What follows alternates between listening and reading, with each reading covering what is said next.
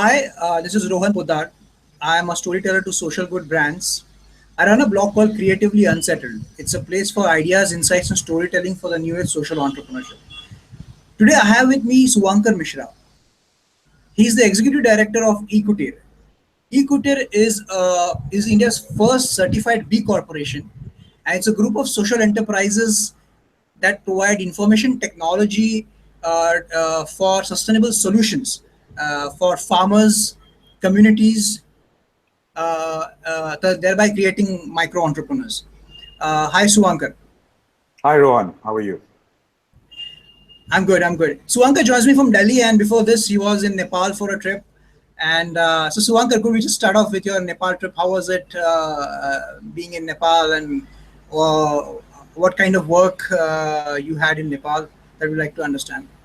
Right. So it was the first time I was going to Nepal, and Ecotier, especially the AgTech, which is the agriculture technology division of Ecotier, has been allocated work with two different customers, one based in Kathmandu and the other one based in the northwestern region of Nepal, Pokhara. And both of them work with smallholder farmers. And they were really impressed with how Ecotier was using digital technologies to provide intelligent and actionable decision support to small farmers, and how that was getting translated into a transaction of goods and products that the small farmers could use for sustainable farming practices. So the entire interaction between the two customers and Ecotier was facilitated by an intermediary based in the UK called Connect to Grow. That's a great intermediary that allows enterprises based in Africa, in South Asia, and Southeast Asia to actually look at models that they would like to adopt or replicate in their own local regions. And when the matchmaking is done, the entire process gets facilitated by the project management team of Connect to Grow that is based in the UK. And once it goes through the entire vetting process, you get the necessary investment to get the first year of facilitation and the pilot started with your new partners. So that's the work I was there to kick off on the ground. And on the sidelines, there was a USAID workshop where they had invited us to work broadly across the country of Nepal and establish a data-driven farming system that can again be largely used by the local smallholder farmers to reduce costs, increase production and productivity and incomes within Nepal itself. Right, fantastic. Suvankar, I understand you are on the field quite a lot, and you've been to a lot of geographies to understand your target market. Can you share some interesting stories that represent the kind of impact eKutir is making on the ground? Okay, so broadly for anyone to understand the kind of outcome or impact equity generates, it is highly pivotal to understand the different stakeholders that are involved in the process of working with Ecotier. So when Ecotier started 7 years back, we started by addressing the low-hanging fruit for smallholder farmers involved in subsistence agriculture within Odisha. And one of the key indicators of them not being able to succeed, but at the same time increase cost of farming, and therefore the liquidity kept by these small farmers was very low or limited for that matter. So we wanted to address this situation without getting into the whole complexity of addressing the entire value chain in one shot. So for us, the lowest hanging fruit that we identified while interacting with smallholder farmers in the northwest region of Odisha, it's a village, it's a tribal village where my paternal side of the family hails from. And the small farmers had one of their critical pain points as the over application in terms of nutrients and fertilizers that they were providing to their field. And this is largely based on a poor economics behavior of more begets more. So anything that is based on an instant gratification, that if I apply more nutrients, I'll be able to generate a higher yield and my production is going to go up. without understanding the basic necessity that what kind of nutrients does my soil have, and what is it that is missing, and what can I do to those nutrients that are missing in order to enhance the overall production capacity.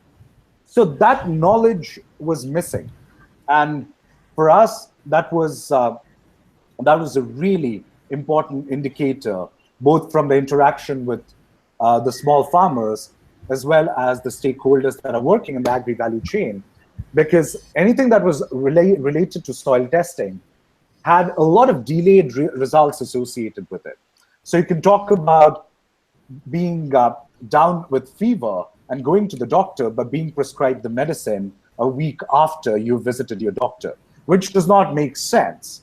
So Right. prescription, by its very definition, needs to create a preventative or a preconceived idea about what I need to do or what the farmer needs to do to take better actions in order to generate better results from the field. So that is exactly where we identified as a pain point. Now, building, And was that the recurring pain point it has been a that you? recurring pain point, and it's not only been observed throughout India, but Mhm. over my interactions with different customers that are slowly coming on board to use our digital platform in agriculture, talk about Medellin in Colombia, talk about the communities in Chile, talk about the communes in Brazil, talk about the provinces in Cambodia, or even talk about the Terai, the mid hills, and the mountainous regions of Nepal. Everyone has this as a critical issue. Smallholder Mhm. farmers, by nature, either own a very small piece of land or are working on a leased piece of land and a portion of earnings which goes back to the to the landlord or to someone who actually owns that entire land.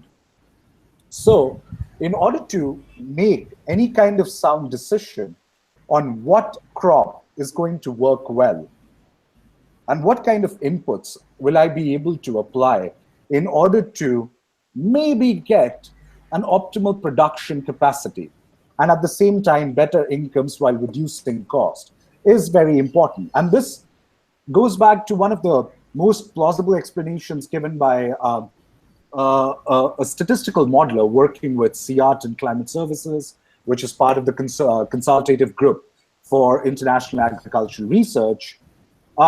In 2013, they started with a similar experiment in Colombia for rice farmers, where they wanted to understand why was rice production going down. And it was the combination of soil management followed by action taken by the farmers in order to put the right inputs at the right time, as well as follow the activities in the planting cycle, which is highly critical.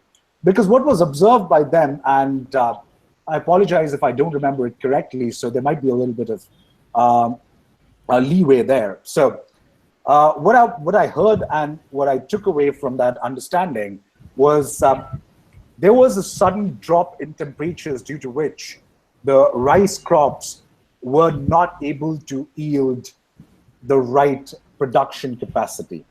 And it took CIAT and Climate Services a lot of time to generate humongous amount of data, probably around 4,000 events or occurrences across Colombia, to find out where exactly this reason could be.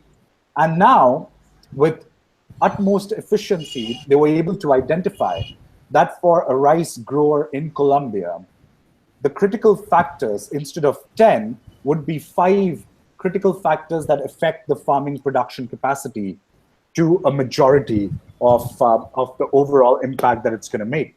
So this, when it's translated back to what we had started doing way back in 2010 and how we progressed in the next 6 years till 2016, was largely based on collecting humongous amount of information and understanding from the farmers that the biggest change making proposition for farmers today, if technology has to play a critical role, is to provide them with intelligent, customizable, and specifically time bound decision support, which can then be translated by the farmer himself or herself to say yes or no, whether or not I want to take this or not is still up to me.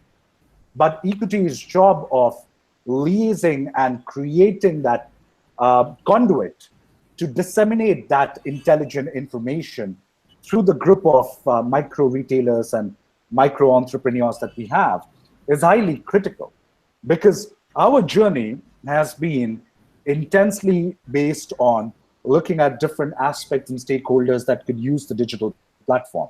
And the question is, the farmers cannot use a smartphone because they are not digitally savvy, let alone Right. being literate on using a smartphone. So how do you still make sure information reaches them and also is used by them in the form of a transaction that you could monitor? And that's when the concept of the micro entrepreneurs and the existing enterprises like the farmer producer organizations and the farmer federations that are widely prevalent in a country come into role play, because these are institutions that are hungry to increase their production capacity and overall inputs. And finding out the right user that could use Ecotir's digital platform was highly critical. And we did that. And not only did we do that in extending agricultural services, but we did that in extending sanitation services. We did that in extending clean water services. We did that in experimenting with extending clean energy services, and as well as buying the produce from the farmers and selling it to the consumers in the cities, again through a network of organized local entrepreneurs. So Ecotier finally created the modus operandi of bringing out the informal, unorganized micro entrepreneurs, which work in millions throughout the country, What were your and challenges, make them into Suvankar, formal entrepreneurs. while getting all these stakeholders together and building the organization that you have built? What were some of the top challenges? Was it dealing with apathetic government bureaucracy? Was it finding access to these farmers? Were there some political elements involved in between which kind of impeded your reach to this? What challenges did you meet? I think the political challenges were well, quite averse from our work, because we largely focused on a very systematic design thinking process. And in order to create a lean methodology of quickly identifying the issue, trying to address it, failing fast in order to create the pathways to succeed faster. So that was what was, and is the mantra of Ecotier and the group of companies it has been able to establish, is design thinking as the key process that we use for prototyping rapidly, understanding what a customer needs, understanding if the pain point is addressed, then we look at value creation, we optimize, and then we iterate. So learning is a continual process within this group. And because learning has been such an indispensable process, anyone, be it a public institution or a private institution that comes on board to understand what we do, or even a developmental foundation or a not-for-profit, everyone is welcome, because everyone is treated with the same lens as we treat any customer. And it's very important to understand that where is it that the alignment and fit of Ecotier will be with any of these institutions in order for us to collectively create an impact. Because Ecotier cannot think about doing everything from a traditional growth perspective, because it's going to be costly, it's going to be time consuming. Which is critical for Ecotier, and exponential growth is another thing that we are absolutely focused upon. And in order to do that, changing the dynamics of our business to create a B2B channel, a business-to-business channel, where a micro-entrepreneur is an established independent business entity, or a farmer-producer organization is an established cooperative under the Ministry of Corporate Affairs, or working with a private company that has or procures from a larger number of small farmers, or working with the public institutions like the Ministry of Rural Development, working with providing extension services to small farmers, we quickly identify the alignment and fit we are able to do. And it's not always that everything is going to work, but at least the whole essence of rapid prototyping is on the basis of the learnings that you evaluate from the failures that you attain, so that the next time you're ready to address the issues that we weren't able to when we initially interacted with these people. So overall, the impediments that we had to see in the last 6 years were a lot. We learned from that, and we still understand that there would be critical issues, but we are always careful of the fact that when we iterate, we never go back and make the same mistake again. And the advantage of having multiple subsidiaries under Ecotier makes it important for us to cross-leverage the learnings that each can take from the other sister company, so that the whole pathways to growth becomes much more streamlined and augments our exponential growth. Right. Suvankar, eKutir is a certified B Corp. Uh, how does that influence your day-to-day decision making within the organization? So being a How do you make certified B, sure that that kind the thinking percolates down right to the lower levels of organization, and that all your decisions are centered around making sure that you preserve the Corp of your organization? so well, being a certified B Corp is an immense value addition for Ecotier, um, largely because by principle we are a social enterprise. But we also understand that being a for-profit company, inherently generating value for our customers, the farmers, and the other stakeholders that are actively involved in our ecosystem is our pivotal indicator of success. But at the same time, there are other facets of an organizational growth that is critical. How do we treat our workers? How do we treat our community? How do we treat the environment we thrive and work in? And how are we governed, and how do we govern ourselves, from the board to the leadership to the management to the executive levels? Uh, so all of that is critically monitored when Ecotier goes for a B Corp certification. And we got certified in June of 2016. We just finished a 1 year anniversary. So what it has taken in the last 1 year is for me to first have a solid grip on where Right. do I want Ecotier to be, what kind of an organization and what kind of groundwork should it lay down as an example for others to actually come on board. Because even though Ecotier is also founded by an Ashoka Global Fellow, there are a lot of Ashoka Fellows running brilliant institutions in this country. Would they be also prospective B Corps of the future?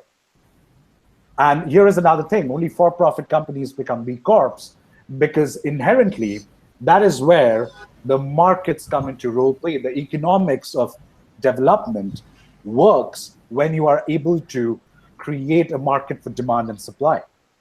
So that brings Right. in a handful of these social enterprises that are present in this country and are doing absolutely amazing, rather phenomenal job across different spectrums and different themes and in different parts of the country, which might look at Ecotier and its activities and its chances of growth to actually come forward and seek interest in becoming a certified B Corp.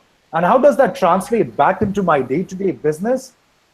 That is something which I'm still grappling with, largely when every company has its own CEO and management team. Uh, my responsibility is to make sure that everyone is well versed with what being a B Corp means.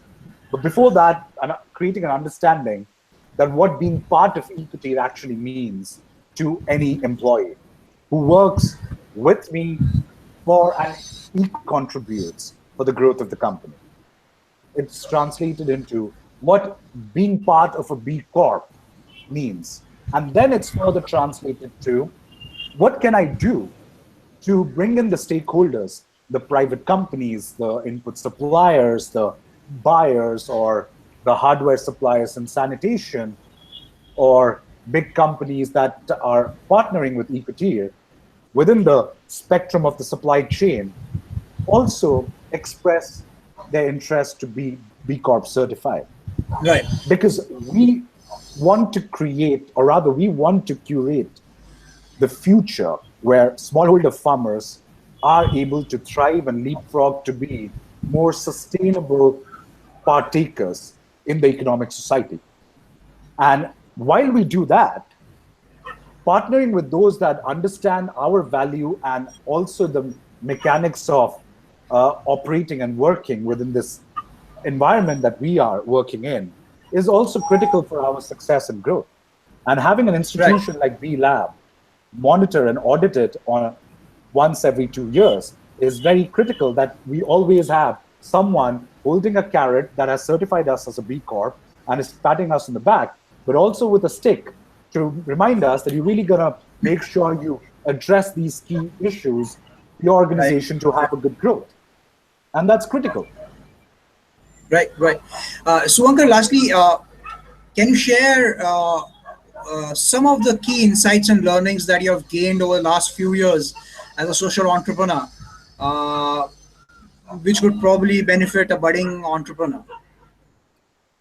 I believe, well, starting at the age of 23, it's been 7 years now. Um, well, first it was a leap of faith. Now I'm an ardent fan, I can now say, of leap of faith. Anything that I have to actually do, I'll be almost cliffhanging, and that's why we were able to successfully establish multiple companies within the Ecotier group in a span of 7 years. So having that leap of faith, which is actually translated in action through understanding what is it that you're doing and how is it that you can do what you are doing to address the key pain points of the customer, which falls back to a more organized, systematic way of looking at design thinking, rapid prototyping, or lean methodology of growth, is critical. And the second critical thing which I would mention is, as any entrepreneur, not necessarily only a social entrepreneur, you always have to let go, because not everything and not anything and everything within the whole ambit of the development spectrum can be solved by you. And you should not think about solving anything and everything. So it's related to how you actually, in order to move forward, while you are on a monkey bar, you have to let go of the other bar in order to move forward. So that's the principle. You have to let go of an old idea and move forward. And that translated back into Ecotier, when we have learned how we pivot. Anything that does not work with Ecotier, we pivot. And pivot is one of the biggest reasons we are able to make systematic changes, not only in our business, but also in our operating models, in our revenue models and financial drivers that will make the institution more growth worthy and successful in the eyes of the entire spectrum, who want to not only put money, but also want to take in value and render more services through Ecotier. So these I believe, are the two critical takeaways that I personally have had, which is leap of faith translated to systematic and specific stepwise actions. And the second one is letting go while you keep moving forward, which translates to pivoting in business, so that you can save yourself from drowning out and being a part of that small single-digit percentage of startups that succeed anywhere in this country.